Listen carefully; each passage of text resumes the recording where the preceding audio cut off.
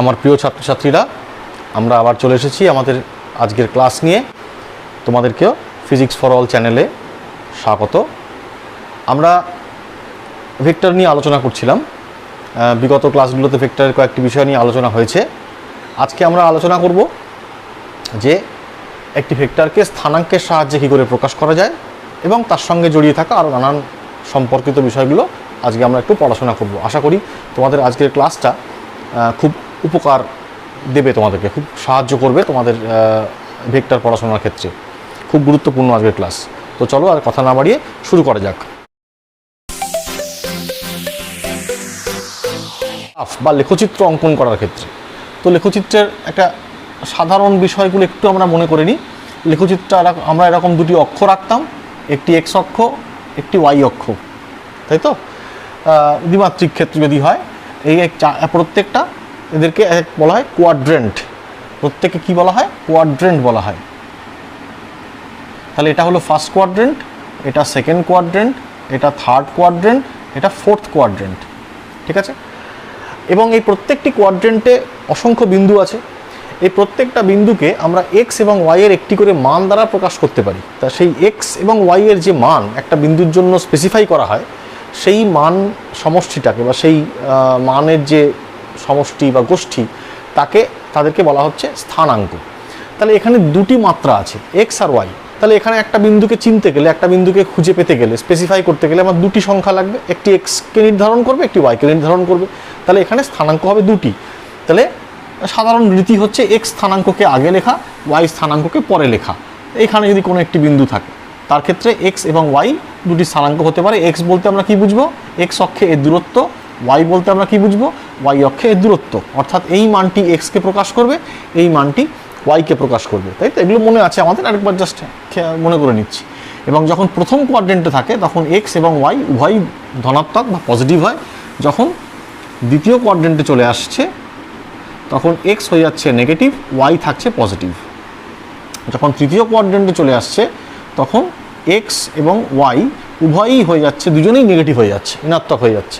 আর যখন চতুর্থ কোয়াড্রেন্টে থাকছে তখন এক্স ধনাত্মক থাকছে, ওয়াই ঋণাত্মক হয়ে যাচ্ছে। তো এই হলো মোটের ওপর আমরা গ্রাফের এই ধারণাগুলো আমাদের প্রয়োজন, ঠিক আছে? আর কি প্রয়োজন? আর প্রয়োজন হচ্ছে আমরা তিনটি একক ভেক্টরের কথা পড়েছিলাম। তিনটি একক ভেক্টরের কথা পড়েছিলাম ত্রিমাত্রিক ক্ষেত্রে, যাদেরকে বিশেষভাবে চিহ্নিত করা হয়। এক্স অক্ষের দিকে সবসময় যে একক ভেক্টরকে রাখা হয় সেটা আই ক্যাপ, ওয়াই অক্ষের দিকে যে একক ভেক্টরকে রাখা হয় জে ক্যাপ, জেড অক্ষের দিকে যে একক ভেক্টরকে রাখা হয় তাকে বলা হয় কে ক্যাপ। যদি আমরা অক্ষ পরিবর্তন করে দিই তাহলে তার সঙ্গে এই কে আই জে এদেরও অক্ষের পরিবর্তন হবে। তো এই এদেরকে বলা হয় অর্থোগোনাল ইউনিট ভেক্টরস। এরা সর্বজনবিদিত, সবাই এদের চেনে, আই এ জে কে, এবং একইভাবে চেনে। অর্থোগোনাল মানে কি? অর্থোগোনাল মানে হচ্ছে পরস্পর লম্ব। অর্থাৎ এরা এমন তিনটি ভেক্টর যে সবসময়ই এরা পরস্পরের সাথে লম্ব হয়েই থাকবে, তাই এদেরকে বলা হয় অর্থোগোনাল ইউনিট ভেক্টরস। তো স্থানাঙ্কের সাহায্যে ভেক্টরে প্রকাশ করতে গেলে এই দুটি ধারণার আমাদের সব সময় প্রয়োজন হবে, তাই একটু মনে করে নিলাম। তো এবার আমরা মূল বিষয়ে চলে আসছি। প্রথমে আমরা একটি ভেক্টরকে স্থানাঙ্কের সাহায্যে প্রকাশ করি দ্বিমাত্রিক ক্ষেত্রে। দ্বিমাত্রিক ক্ষেত্রে আমরা একটি ভেক্টরকে স্থানাঙ্কের সাহায্যে প্রকাশ করতে চাইছি। তো এটি হলো মূল বিন্দু, অরিজিন, এক্স অক্ষ, ওয়াই অক্ষ। মনে রাখতে হবে এক্স অক্ষের দিকে ইউনিট ভেক্টর রয়েছে আই ক্যাপ, ওয়াই অক্ষের দিকে ইউনিট ভেক্টর রয়েছে জে ক্যাপ। এবং এইখানে একটি বিন্দু হলো পি, যার স্থানাঙ্ক এক্স এবং ওয়াই, একটি নির্দিষ্ট বিন্দু। তাহলে আমার কাছে এখন এই মুহূর্তে বোর্ডে দুটি নির্দিষ্ট বিন্দু আছে। একটি হলো মূল বিন্দু যার স্থানাঙ্ক 0,0, আর একটি হলো পি যার স্থানাঙ্ক এক্স, ওয়াই। তো আমি এই দুটি নির্দিষ্ট বিন্দুকে যদি যুক্ত করি তাহলে আমরা একটি নির্দিষ্ট রেখা পাবো, একটি নির্দিষ্ট দৈর্ঘ্য সম্পন্ন, নির্দিষ্ট দিক সম্পন্ন। তাহলে এই যে ছবিটা আমি আঁকলাম নীলকালিতে, একে আমি একটা ভেক্টর বলতে পারি, কারণ তার নির্দিষ্ট দিক আছে এবং নির্দিষ্ট দৈর্ঘ্য বা মান আছে। তো এই ধরনের ভেক্টর, যে ভেক্টর কোনো একটি বিন্দুকে তার যে কার্টেসিয়ান ক্ষেত্র, তার যে রেফারেন্স ফ্রেম, তার মূলবিন্দুর সঙ্গে যুক্ত করে, এই ধরনের ভেক্টরের একটা বিশেষ নাম আছে। এই বিশেষ ভেক্টরগুলোকে যে নামে ডাকা হবে তাকে বলা হয় অবস্থান ভেক্টর। অবস্থান ভেক্টর বা পজিশন ভেক্টর।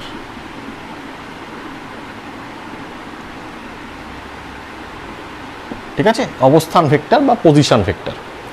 তো এই ভেক্টরটিকে আমি এক্স এবং ওয়াই স্থানাঙ্কের সাহায্যে প্রকাশ করতে চাইছি। কি করে প্রকাশ করা যাবে? দেখো, যদি আমরা এখান থেকে একটি লম্ব অঙ্কন করি তাহলে নিশ্চয়ই বুঝতে পারছো যে এইখানে যে রেখাটি পাওয়া গেল আর এখানে যে রেখাটি পাওয়া গেল, এর দৈর্ঘ্য হবে এক্স, এর দৈর্ঘ্য হবে ওয়াই। অর্থাৎ যদি আমাকে পি বিন্দুতে পৌঁছাতে হয়, আমরা এক্স অক্ষ বরাবর এক্স দূরত্ব যাব, ওয়াই অক্ষ বরাবর ওয়াই দূরত্ব যাব। অর্থাৎ দুটি নির্দিষ্ট সরণ, দুটি নির্দিষ্ট দিকে নির্দিষ্ট মানের দুটি সরণ যদি করি, তবে আমরা মূল বিন্দু থেকে এই বিন্দুতে পৌঁছতে পারবো। তো আমরা এই জন্য এই দিকের যে সরণ আমার হচ্ছে তাকে আমরা একটি ভেক্টর দিয়ে প্রকাশ করতেই পারি, এবং এদিকেরও একটি ভেক্টর দিয়ে প্রকাশ করতে পারি। ভেক্টর হয়ে গেল কি করে? এক্স একটি সংখ্যা ছিল, তার সঙ্গে আমি এই দিকের যে অভিমুখিতা, এক্স অক্ষের দিকের যে অভিমুখিতা, ডিরেকশনাল প্রপার্টি, সেটাকে এর ওপর প্রয়োগ করলাম। কি করে প্রয়োগ করলাম? না, তার সাথে এই একক ভেক্টরটিকে জুড়ে দিলাম। তাহলে হয়ে গেল এটি একটি ভেক্টর যেটি এক্স অক্ষের দিকে আছে। কে বলছে সেটা? আই বলছে। আর তার মান কত? না, এক্স। এই দুজনে মিলে একটি ভেক্টর তৈরি করে দিল। আবার একইভাবে এই ওয়াই অক্ষের দিকেও যে বলে দিচ্ছে যে ওয়াই অক্ষের দিকে আমাদের যেতে হচ্ছে এবং ওয়াই দূরত্ব যেতে হচ্ছে। অর্থাৎ একটি মান এবং একটি দিক নিয়ে আমরা আরেকটি ভেক্টর পেয়ে গেলাম। এই দুটি ভেক্টরের সমন্বয়ে আমরা এই ঠিক বিন্দুটায় গিয়ে পৌঁছাচ্ছি বা এই ভেক্টরটাকে আমরা প্রকাশ করতে পারছি। তো আমরা যদি একটু ত্রিভুজ সূত্রের কথা মনে করি, যে যেখানে দুটি বাহু, একটি ত্রিভুজের দুটি বাহু দ্বারা দুটি ভেক্টরকে ক্রমান্বয়ে সূচিত করা হয়েছে, এক্স আই এবং ওয়াই জে, তাহলে বিপরীত ক্রমে গৃহীত তৃতীয় বাহুটি এই দুই ভেক্টরের সমন্বয় বা লব্ধি বা রেজাল্ট্যান্টকে প্রকাশ করবে। তাহলে আমরা কি লিখতে পারি? আমরা কি এই ছবি থেকে লিখতে পারি যে আর সমান সমান x i cap plus y j cap. ঠিক আছে, অর্থাৎ এক্স এবং ওয়াই স্থানাঙ্ক যদি আমার জানা থাকে, তাহলে আমি এক্সের সঙ্গে আই ক্যাপ আর ওয়াই এর সঙ্গে জে ক্যাপ জুড়ে আর ভেক্টরকে লিখতে পারি, যাই স্থানাঙ্ক জানা থাক। ঠিক আছে, এক্স ধনাত্মক হতে পারে বা ঋণাত্মক হতে পারে, ওয়াই ধনাত্মক হতে পারে বা ঋণাত্মক হতে পারে, যাই হতে পারে আমরা সেটা এভাবে প্রকাশ করতে পারি। তাহলে দেখো, যদি আমরা ত্রিমাত্রিক ক্ষেত্রের কোনো একটি ভেক্টরের কথা কল্পনা করি, এটা গেল 2Dর বিষয়ে আমরা বললাম। 2Dর বিষয়ে আমরা বললাম। তাহলে আমরা যদি 3D বা ত্রিমাত্রিক ক্ষেত্রের কথা কল্পনা করি, তাহলে আমার সেই ক্ষেত্রে বিষয়টা কেমন দাঁড়াবে? 3D, আমি জাস্ট একটু ছবিটা পরিবর্তন করে নিচ্ছি, তোমরা ভিডিওটাকে পজ করে খাতায় লিখে নিতে পারো। ধরা যাক আমার এখানে আরও একটি অক্ষ আছে, জেড অক্ষ। যে অক্ষে ইউনিট ভেক্টর হলো কে। তখন নিশ্চয়ই এই ত্রিমাত্রিক ক্ষেত্রে একটা বিন্দুকে কেবলমাত্র এক্স আর ওয়াই দিয়ে আমি নির্দিষ্ট করতে পারবো না, স্পেসিফাই করতে পারবো না। তখন আমার সেখানে কি প্রয়োজন হবে? আরও একটি স্থানাঙ্কের প্রয়োজন হবে, যেটা জেড অক্ষের দূরত্বকে প্রকাশ করবে। ঠিক আছে, তো তাই যদি হবে, তাহলে তখন ছবিটা একটু পরিবর্তন হয়ে যাবে। তখন ছবিটা কীরকম হবে জানো? তখন ছবিটা একটু পরিবর্তন হয়ে যাবে। সেটাকে আমি আঁকার চেষ্টা করছি।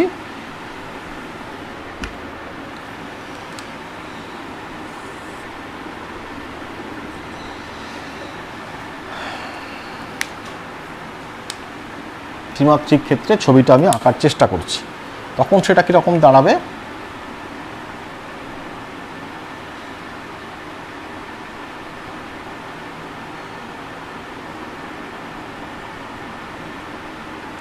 এইটি হলো এই তল এক্স, জেড এক্স তলে এই লম্বটা অঙ্কন করা হলো। তখন যেটা তলের প্রয়োজন হয়ে পড়ছে, এই দুটো একটা তলে একটা লম্ব তলে আছে। ঠিক আছে, তাহলে দেখো এই যে দূরত্বটা, এই দূরত্বটা হচ্ছে জেড অক্ষ বরাবর দূরত্বটা, তাহলে এটা হয়ে যাবে জেড। এই যে দূরত্বটা, এটা হলো এক্স অক্ষ বরাবর যে দূরত্ব, এখান থেকে এই পর্যন্ত যে দূরত্বটা এক্স অক্ষ বরাবর, তাহলে এইটা হয়ে যাবে এক্স আই ক্যাপ। আর এইখান থেকে এই পর্যন্ত পাদদেশ থেকে এই ভেক্টরটা পর্যন্ত যে দূরত্ব সেটা হয়ে যাবে ওয়াই, এবং তাকে আমরা ওয়াই জে বলতে পারি, এটাকে আমরা জেড কে বলতে পারি। আগেরবার যেমন এক্স আই আর ওয়াই জে বলেছিলাম, এবার তিনটি এসে গেল। তাহলে এখন এই ভেক্টরটিকেই আমি প্রকাশ করব কিভাবে? এই ভেক্টরটিকে আমি প্রকাশ করতে পারি x i cap plus y j cap plus z k cap. এইভাবে তিনটি স্থানাঙ্কের সাহায্যে আমি একটি ভেক্টরকে প্রকাশ করতে পারি। তাহলে আমরা বুঝে গেলাম যে কিভাবে আমরা স্থানাঙ্ক এবং এই একক ভেক্টরগুলি, orthogonal unit vectors I J এবং কে, এদের সাহায্যে কিভাবে আমরা একটি অবস্থান ভেক্টর বা কোনো একটি ভেক্টরকে কিভাবে আমরা প্রকাশ করতে পারি দ্বিমাত্রিক এবং ত্রিমাত্রিক ক্ষেত্রে। আচ্ছা, প্রকাশ তো আমরা করলাম। ভেক্টর প্রকাশ করলে আমাদের দুটো জিনিস তার প্রয়োজন হয়ে পড়ে, তার মান এবং তার অভিমুখ। ঠিক আছে, এটা জ্যামিতিকভাবে এবং আমরা জ্যামিতিক ধারণা থেকে এবং গাণিতিক বিষয়টা দিয়ে আমরা এই প্রকাশ করে ফেললাম। ঠিক আছে, আর একটা জিনিস একটু বলে নিই, তাহলে এবারে দিকগুলো কী করে বুঝবো, এর দিক কী হবে, এর মান কী হবে, সেটাকে আমরা নির্ণয় করব কিভাবে। আমরা দ্বিমাত্রিক ক্ষেত্র দিয়ে বুঝবো এবং সেটাকে ত্রিমাত্রিক ক্ষেত্রে আমরা এক্সট্রাপোলেট করবো, বাড়িয়ে নিয়ে যাবো আমাদের ধারণাটাকে, তাহলে আমাদের সবসময় সুবিধা হবে। আচ্ছা, আমরা আবার দ্বিমাত্রিক ক্ষেত্র একটি আঁকছি।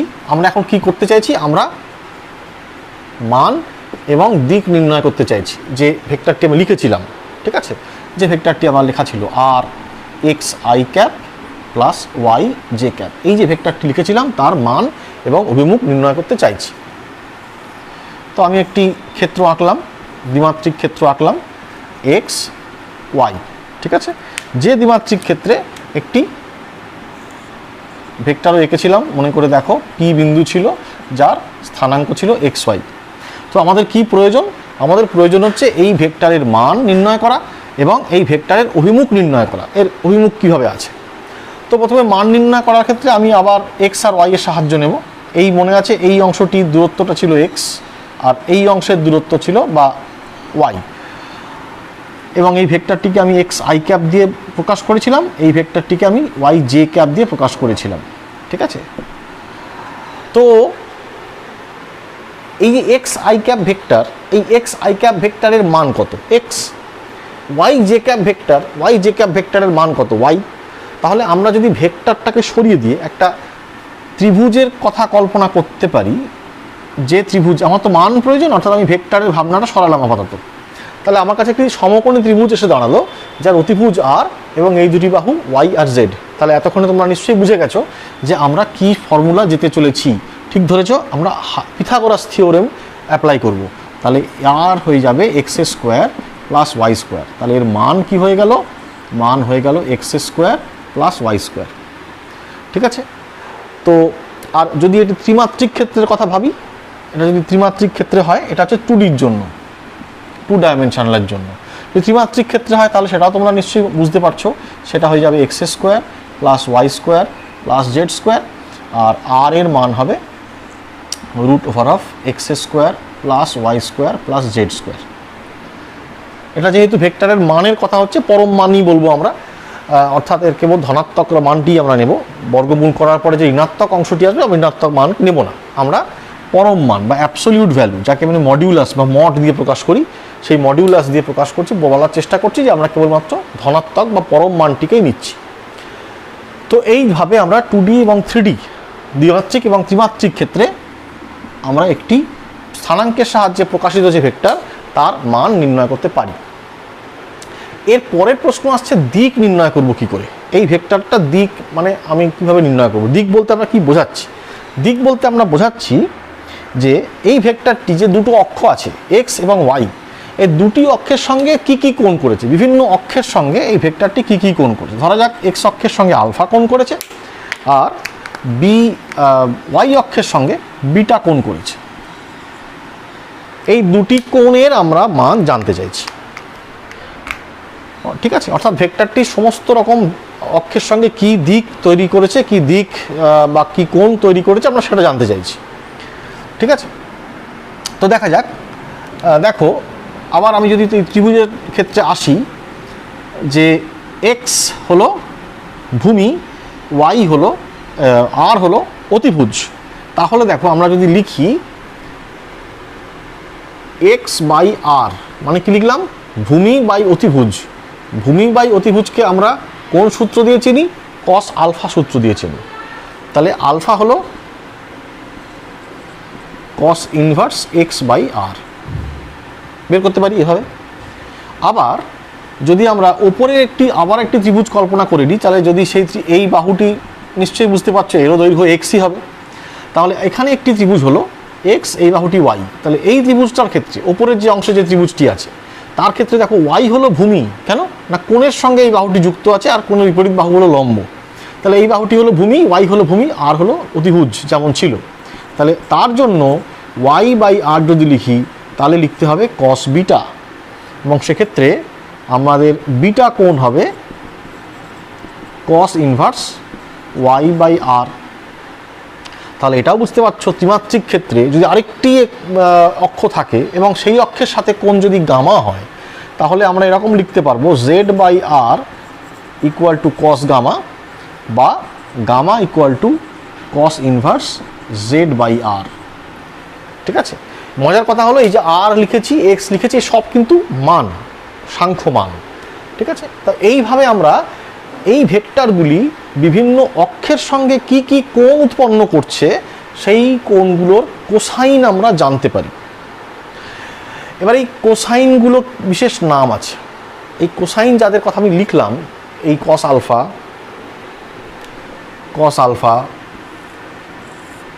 কস বিটা আর কস গামা, এই যে তিনটি বিশেষ কোসাইন লিখলাম তিনটি কোণের, এই কোণগুলিকে, এই কোসাইনগুলিকে বলা হয় দিক কোসাইন।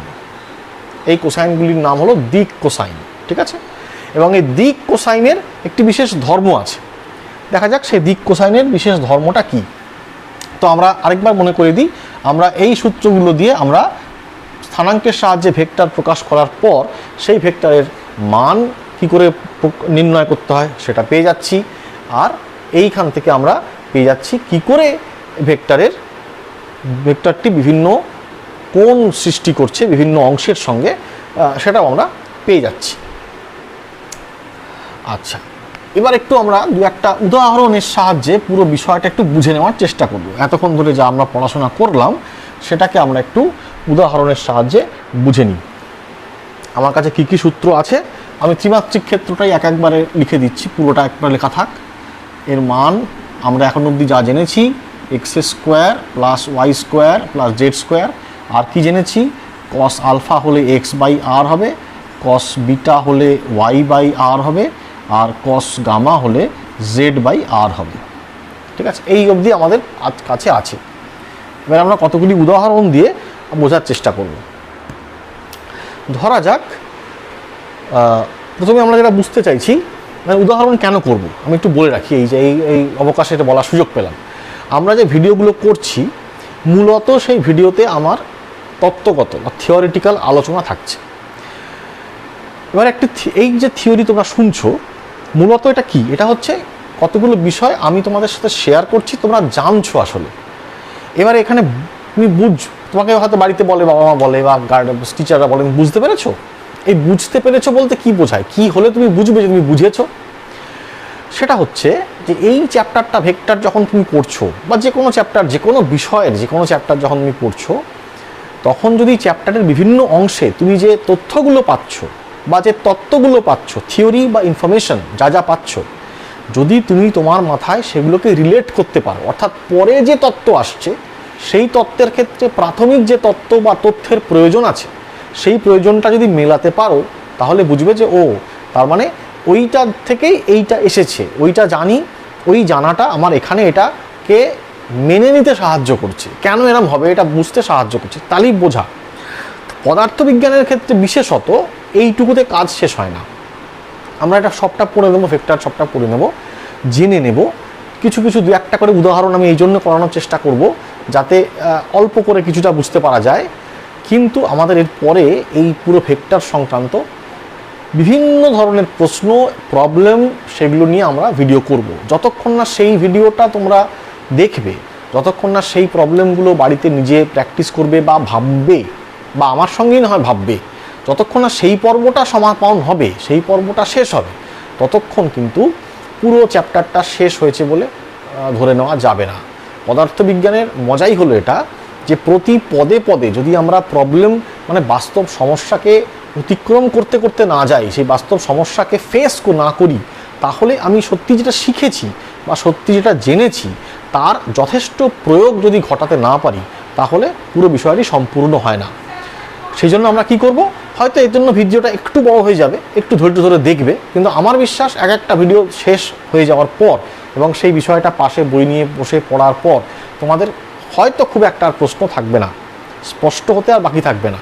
তারপরে আমরা যখন প্রবলেম করব, আরও বিভিন্ন সমস্যা নিয়ে কথা বলবো, তখন দেখবে এমন কোনো পরীক্ষার কোনো প্রশ্ন তোমাদের সামনে আসবে না যে প্রশ্নটা দেখে তোমরা ভয় পেয়ে যাবে, বুঝতে পারবে না যে প্রশ্নটা শুরু করবো কোথা থেকে, কি বলতে চাইছে, কোন কোন ধারণাগুলোকে রিলেট করছে এই প্রশ্নটা, কোনো সমস্যা থাকবে না।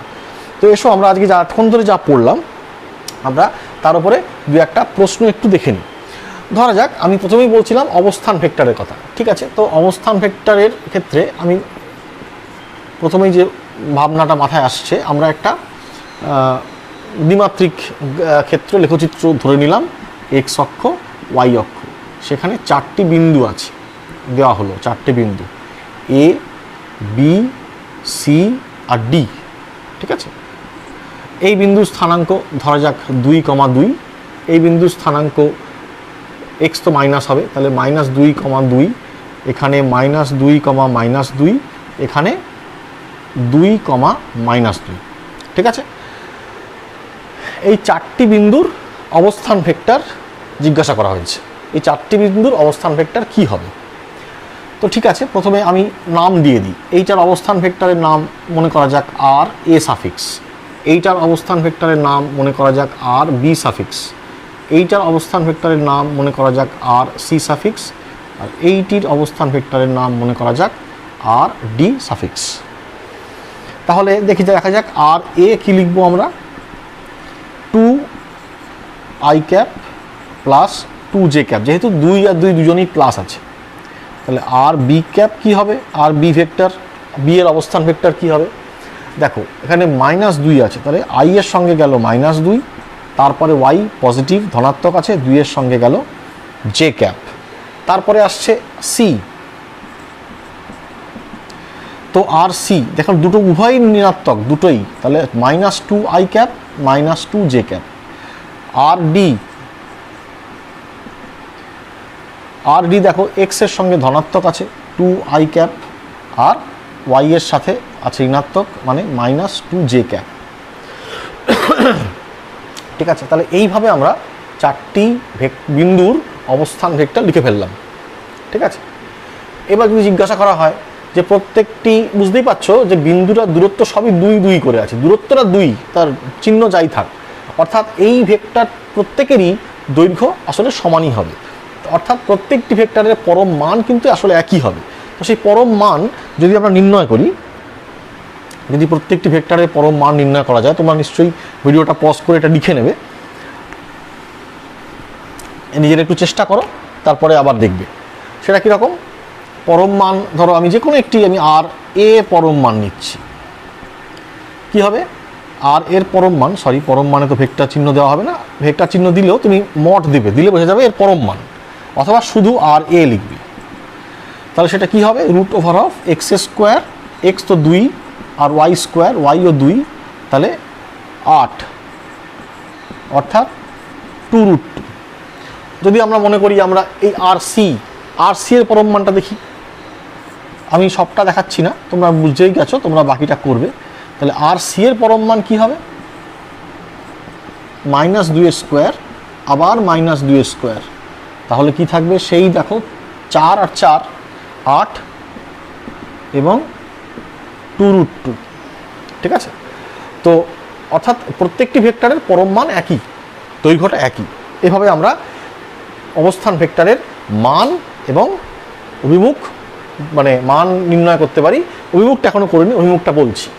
তাহলে যদি এখানে এবার প্রশ্ন আসবে যে তাহলে এই ভেক্টরটি যদি এক্স অক্ষের সঙ্গে আলফা কোণ আর ওয়াই অক্ষের সঙ্গে বিটা কোণ করে থাকে, তাহলে দিক কোসাইনগুলি কি কি, ডিরেকশন কোসাইনগুলো এর কি কি?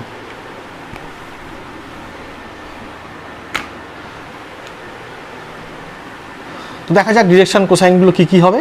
কস আলফা, আমাদের সূত্র কি ছিল? এক্স বাই আর, অর্থাৎ এক্স অংশ এবং বাই আর এর মান। এক্স এর মান কত? প্রথমটার ক্ষেত্রে যদি ভেক্টর এ এর কথাই বলছি, তাহলে এক্স এর মান হলো 2 আর আর এর মান হলো 2/√2। তাহলে সেটা কত? 2 কেটে যাবে 1/√2। তাহলে আলফার মান কত? cos inverse 1/√2। বুঝতেই পারছো কোণের মান 45 ডিগ্রি।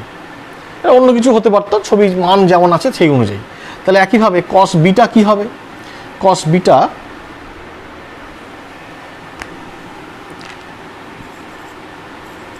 বিটা কি হবে? y/r। y এর মানও এখানে 2, আর এর মান কত? আর এর মান হলো 2√2। ঠিক আছে, তাহলে ধনাত্মক এক্স অক্ষের সঙ্গে কত কোণ করেছে? আবার 1/√2। সেক্ষেত্রে হয়ে গেল বিটা cos ইনভার্স 1/√2 অর্থাৎ 45 ডিগ্রি। ঠিক আছে, কোণ সবসময় এইভাবে নেওয়া হচ্ছে, ঘড়ির কাঁটার বিপরীত দিকে ধনাত্মক অর্থে নেওয়া হচ্ছে। যখন কোণকে আমরা এই কোণটাকে যদি আমরা এরমভাবে বলতাম তাহলে হয়ে যাবে ঋণাত্মক কোণ। ঠিক আছে, তো এক্স অক্ষের সঙ্গে 45 ডিগ্রি করে এবং ওয়াই অক্ষের সঙ্গে 45 ডিগ্রি করে কোণে ওরা রয়েছে। ঠিক আছে, এইভাবে আমরা একটি অবস্থান ভেক্টরের মান এবং অভিমুখ এবং তাকে লিখতে পারি, তাকে প্রকাশও করতে পারি। আচ্ছা, এবার ধরা যাক আমরা শেষ করেছিলাম দিক কোসাইনে।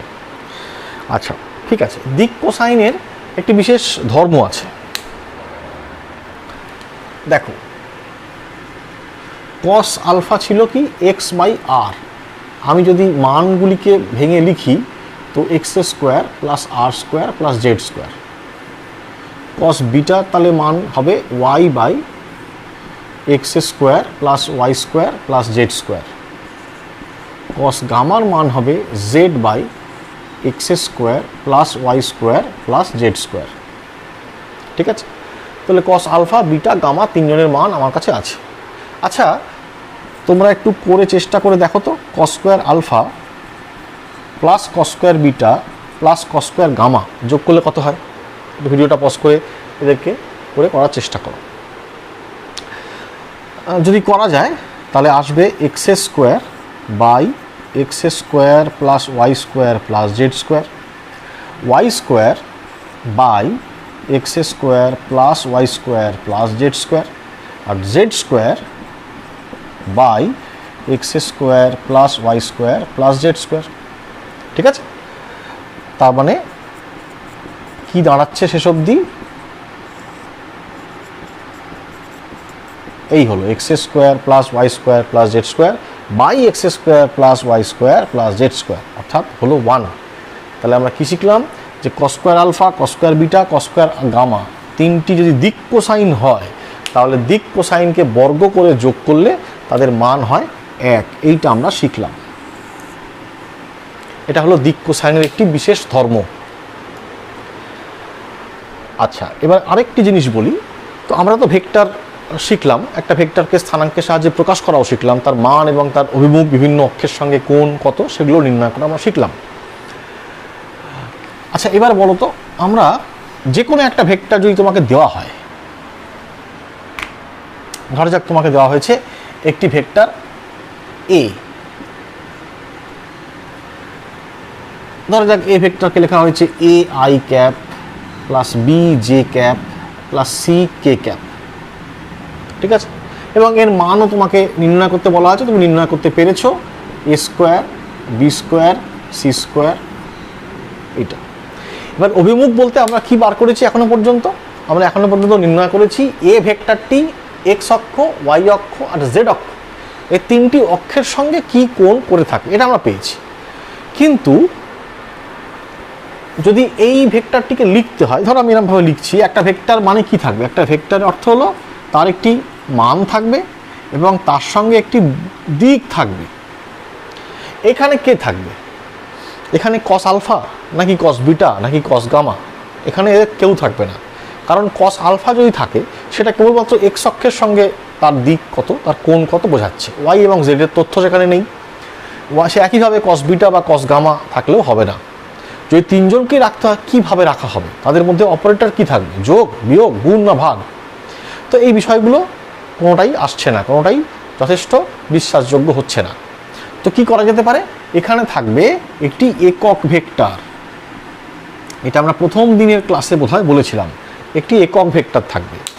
একক ভেক্টরটার কাজই হলো এই এ ভেক্টরের যে অভিমুখ, এই অভিমুখের ধর্ম বা অভিমুখিতাকে প্রয়োগ করা, অভিমুখিতাকে আরোপ করা, এই কাজটি করছে একক ভেক্টর। একক কেন, তার মান হলো 1, তার মান 1 হওয়ার কি প্রয়োজন, যাতে এই গুণফলের হওয়ার পরে গুণফলের কোনো পরিবর্তন না হয়। এ তো মানকে দিচ্ছেই, কিন্তু এর সাথে যদি আরেকটি অন্য ভেক্টর গুণ হয় তাহলে মানের পরিবর্তন হবে। তাহলে যদি সেই ভেক্টরটি এমন হয় যার মান হবে 1, তাহলে মানের কোনো সমস্যা হলো না, অথচ দিকও পাওয়া গেল। তাহলে এই এ ক্যাপ কি প্রকাশ করছে, এ ক্যাপ এ ভেক্টরের অভিমুখ প্রকাশ করছে, এ ভেক্টরের অভিমুখে একটি একক ভেক্টর। তাহলে যদি কোনো একটি ভেক্টরের অভিমুখে, তাহলে এ ক্যাপ হলো এ ভেক্টরের অভিমুখের একক ভেক্টর। তাহলে এই এ ক্যাপ যে কোনো একটি ভেক্টরের অভিমুখে যে একক ভেক্টরটি থাকবে, যদি সেটা নির্ণয় করতে হয়, তাহলে তার জন্য আমি এই ফর্মুলা থেকে কি ধারণা নিতে পারি এটাই, যে এ ভেক্টর ভাগ তার পরম মান।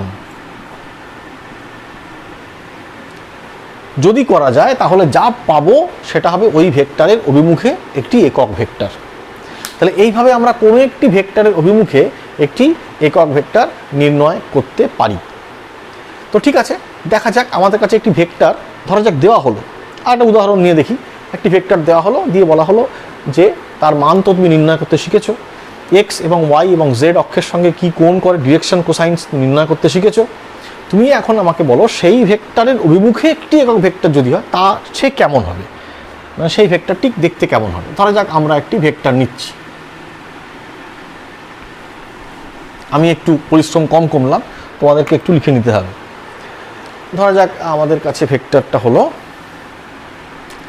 4i cap 3j cap 12k cap, এইরকম একটি ভেক্টর আমাদের দেওয়া হলো, দিয়ে জিজ্ঞাসা করা হলো এ ক্যাপটি কত হবে। তো এ ক্যাপ নির্ণয় করতে গেলে আমাদের প্রশ্ন হচ্ছে এ ক্যাপ কত, কি এ ক্যাপ ভেক্টরটি কি। তো প্রথম কাজ আমাদের এ ভেক্টরের পরম মানটা নির্ণয় করে ফেলা। তো সেই মানটি কত হবে, 4 স্কোয়ার 3 স্কোয়ার 12 স্কোয়ার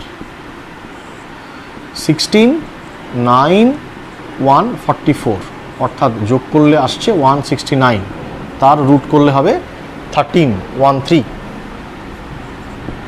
তাহলে এ ভেক্টরের পরম মান পাওয়া গেল 13। তাহলে আমাদের এবার প্রয়োজন হচ্ছে এর একক ভেক্টরটি। তাহলে একক ভেক্টর আমরা কি জানি, এ ভেক্টর তাকে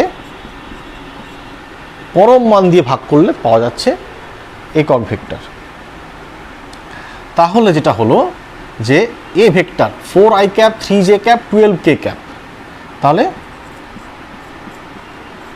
4/13 এটা হলো 4i cap by 13 3j cap, তাহলে 3/13 j ক্যাপ আর 12/13 k ক্যাপ। অর্থাৎ পুরো ভেক্টরটাকে যদি আমি তার মান দিয়ে ভাগ করে দিই তাহলে এই রকম তিনটি অংশ দাঁড়ায়, 4/13 3/13 এবং 12/13। i j কে যেমন আছে বুঝতেই পারছো, এটা একটি একক ভেক্টর বা এটা একটি ভেক্টর, এবং একক ভেক্টর কিন্তু তুমি চয়েস করে দেখতে পারো, তুমি পরীক্ষা করে দেখতে পারো। কীভাবে পরীক্ষা করবে, টেস্ট করবে কী করে, তাহলে এটা যদি একটি ভেক্টর হয় তাহলে এটা তার ধরো এক্স, এটি ওয়াই অংশ, এটি জেড, তাহলে আমার তার মান কত, এই যে একক ভেক্টর বা ক্যাপ যেটি লিখেছি তার মান কত, 4/13 স্কোয়ার 3/13 স্কোয়ার 12/13 স্কোয়ার। দেখো এটা করলে তুমি দেখতে পাবে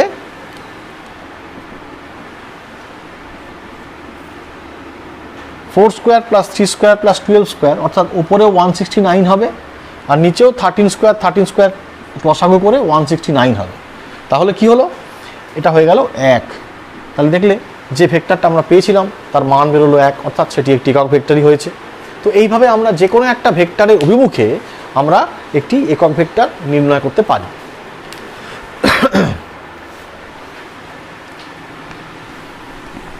তো এতক্ষণ ধরে আমরা একটি ভেক্টরকে কি করে স্থানাঙ্কের সাহায্যে প্রকাশ করা যায়, পজিশন বা অবস্থান ভেক্টর কি বা কিভাবে তাদের লেখা হয় আমরা এটা বললাম।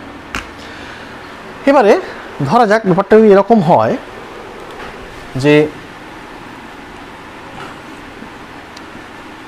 একটি একটি কোঅর্ডিনেটের দুটি এরকম বিন্দু আছে, একটি বিন্দু এ, একটি বিন্দু বি। এ বিন্দুর স্থানাঙ্ক এ বি সি, বি বিন্দুর স্থানাঙ্ক এক্স ওয়াই জেড। ত্রিমাত্রিক ক্ষেত্রের কথাই কল্পনা করা যাক। এটি এক্স অক্ষ, এটি ওয়াই অক্ষ, এটি জেড অক্ষ। সাধারণত অক্ষগুলিকে ঘড়ির কাঁটার বিপরীত দিকে নেওয়া হয়। এটি মূল বিন্দু 0,0,0। প্রশ্ন হচ্ছে যে এই দুটি যে বিন্দু পাওয়া গেল, এই দুটি বিন্দু তার স্থানাঙ্ক আমাদেরকে দেওয়া হয়েছে এবং সেই স্থানাঙ্ক অনুযায়ী তাহলে আমরা দুটি অবস্থান ভেক্টরও পেয়ে যাব। এই নিয়ে কোনো সমস্যা নেই। বিষয়টি হলো এবার যদি আমরা এই দুটি বিন্দুর সংযোগকারী একটি ভেক্টরের কথা কল্পনা করি, এ থেকে বি ধরা যাক কোনো একটি কণা এ বিন্দু থেকে বি বিন্দুতে এলো, তার সরণ ঘটলো, এ বিন্দু থেকে বি বিন্দুতে এলো, তাহলে সেখানেও আমরা একটা ভেক্টর পাবো। সেই ভেক্টরটাকে বলা হয় সরণ ভেক্টর, ডিসপ্লেসমেন্ট ভেক্টর। ঠিক আছে, তাহলে আর এ আর আর বি কি, এরা হলো অবস্থান ভেক্টর। আর আর কি, সবুজ কালিতে লেখা, ওটি হলো ডিসপ্লেসমেন্ট বা সরণ ভেক্টর। তো এই সরণ ভেক্টরের তার চেহারা কীরকম হবে, তার মান কি হবে, সেটা আমাদের দেখা যেতে পারে। তো ঘটনাটা কি ঘটছে? ঘটনাটা হচ্ছে এ একটি বিন্দু যার স্থানাঙ্ক এ বি সি, আর সেখান থেকে একটি কণা বি বিন্দুতে আসছে যার স্থানাঙ্ক এক্স ওয়াই জেড। অর্থাৎ এটা হলো প্রাথমিক বিন্দু, এটা হলো অন্তিম বিন্দু। এইটা খুব ভালো করে বুঝে নেওয়া দরকার, কোনটি প্রাথমিক কোনটি অন্তিম। আচ্ছা, এবার দেখো এই ত্রিভুজের দিকে তাকাও। এটা একটা ত্রিভুজ, যে ত্রিভুজ তিনটে ভেক্টর দিয়ে তৈরি হয়েছে, আর এ, আর আর আর বি। এই তিনটে ভেক্টরের যদি আমরা দিক দেখি কীভাবে নেওয়া হয়েছে দেখি, তাহলে দেখব যে আর এ এবং আর এই দুটি ভেক্টর নেওয়া হয়েছে ওই ত্রিভুজের দুটি বাহু বরাবর ক্রমান্বয়ে। আর এ শেষ হয়েছে, আর শুরু হয়েছে। আর আর বি হচ্ছে তৃতীয় বাহু, যেটা বিপরীত ক্রমে গেছে। তাহলে ত্রিভুজ সূত্র অনুযায়ী আমরা লিখতে পারবো যে আর এ প্লাস আর সমান সমান আর বি। তো এই যে আর অর্থাৎ যেটি ডিসপ্লেসমেন্ট ভেক্টর, সেটা হলো আর B minus R A.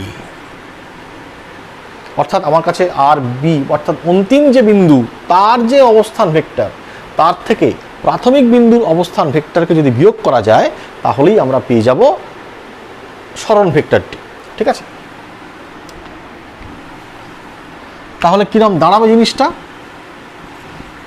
X i cap plus y j cap plus z k cap minus a i cap plus b j cap plus c k cap. ঠিক আছে, তাহলে এদেরকে বিয়োগ করার পর আমরা জানি এই ভেক্টরগুলোকে যোগ বা বিয়োগ করার ক্ষেত্রে কী হবে, আই এর সাথে আই এর যোগ বা বিয়োগ হতে পারে, জে এর সাথে জে, কে এর সাথে কে, একদম বীজগাণিতিক নিয়মে যেমন হয়। তাহলে এটা হবে x minus a i cap plus y minus b j cap plus z minus c k cap.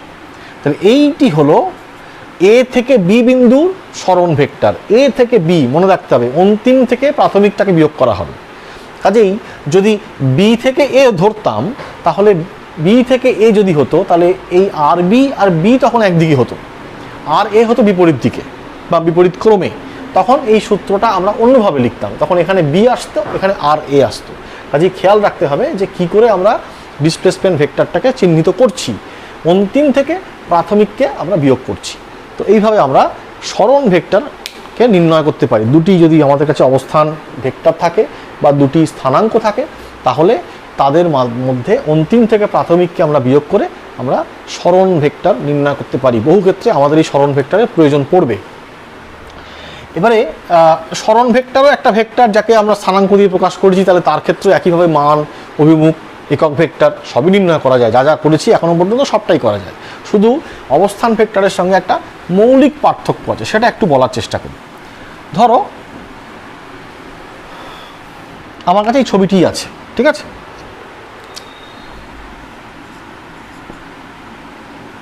আমরা কোনো কারণে এই অরিজিনকে যদি শিফট করাই, কোনো আমাদের প্রয়োজনে শিফট করা যায়, তোমরা অঙ্কে শিখবে যে যদি আমরা এই অরিজিনকে, অর্থাৎ এই পুরো লেখচিত্রের অক্ষগুলোকে সরিয়ে নিয়ে যাই, নতুন অক্ষ ধরা যাক ওয়াই প্রাইম হলো, এক্স প্রাইম হলো, জেড প্রাইম হলো, সরিয়ে নিয়ে যাই, আর মূল বিন্দুও সরে এলো ও প্রাইমে, তখন বলতো এই যে আর এ, আর বি আর আর, এই তিনজনের মধ্যে কে কে অপরিবর্তিত থাকবে বা কে কে পরিবর্তিত হয়ে যাবে? দেখো স্পষ্ট দেখতেই পাচ্ছি যে এই বিন্দুটা তার জায়গাতেই রয়েছে, এই বিন্দু তার জায়গাতেই রয়েছে। তাহলে এই বিন্দুর যেটা অবস্থান ভেক্টর আর এই বিন্দুর যে অবস্থান ভেক্টর, তারা অবশ্যই পরিবর্তন হয়ে যাবে। তার দৈর্ঘ্য চেঞ্জ হয়ে যাচ্ছে, দিকেরও কিছুটা পরিবর্তন হয়ে যাচ্ছে, কাজেই তখন তারা হয়ে যাবে নতুন দুটি vector, R A cap R B cap. কিন্তু মজার কথা হলো আর ভেক্টরের কোনো পরিবর্তন কি হলো? আর ভেক্টরের কোনো পরিবর্তন হলো না। তাহলে আমরা এখান থেকে একটা কথা বলতে পারি যে অবস্থান ভেক্টর আর এ আর আর বি, পজিশন বা অবস্থান ভেক্টর, তারা রেফারেন্স ফ্রেমের ওপর নির্ভর করে, বা তাদের স্থানাঙ্কের ওপর, বা কি বলা যেতে পারে, অক্ষের ওপর নির্ভর করে। হ্যাঁ, ডিপেন্ডস, আমি এরকম লিখতে পারি, depend on the choice of Axis. কোন কোন অক্ষ কিভাবে চয়েস করা হলো সেই তার উপরে ডিপেন্ড করে। কিন্তু আর যদি যেটা আমাদের সরণ ভেক্টর, সেটা হচ্ছে ইন্ডিপেন্ডেন্ট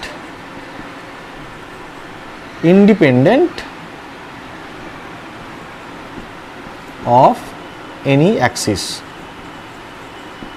যাই করো না কেন সে তার মতো একই থাকবে, অর্থাৎ এটা স্থানাঙ্ক বা তোমার অক্ষের উপর নির্ভরশীল, ওটি নয়। তো মোটামুটি এই ছিল আজকে আমাদের আলোচনা। আমরা আলোচনার মধ্যে আশা করি স্পষ্ট করতে পেরেছি পুরো বিষয়টাকে। তোমরা ভিডিওটাকে শুনবে, মন দিয়ে পুরোটা দেখবে, এবং যেটা বলেছিলাম বইয়ের সঙ্গে মিলিয়ে পড়বে, তাহলে এই বিষয় সংক্রান্ত কোনো ধারণা হয়তো অস্পষ্ট থাকবে না। তাও যদি কিছু জানার থাকে সবসময় কমেন্ট বক্সে তোমরা লিখে আমাকে জানাতেই পারো, এবং আমরা এরপরে আরও একটি ভিডিও করব ভেক্টরের গুণ বা সেগুলো সংক্রান্ত, তারপরে আমরা প্রবলেম বা সমস্যায় চলে যাব। ঠিক আছে, এই অবধি আজকে তোমাদের জন্য থাকলো। তোমরা ভালো করে পড়াশোনা করো, আর সাবস্ক্রাইব, লাইক, শেয়ারের কথাটা ভুলবে না। বন্ধুদেরকে জানাবে, তারা উপকৃত হবে। এবং ভালো থাকো, সুস্থ থেকো।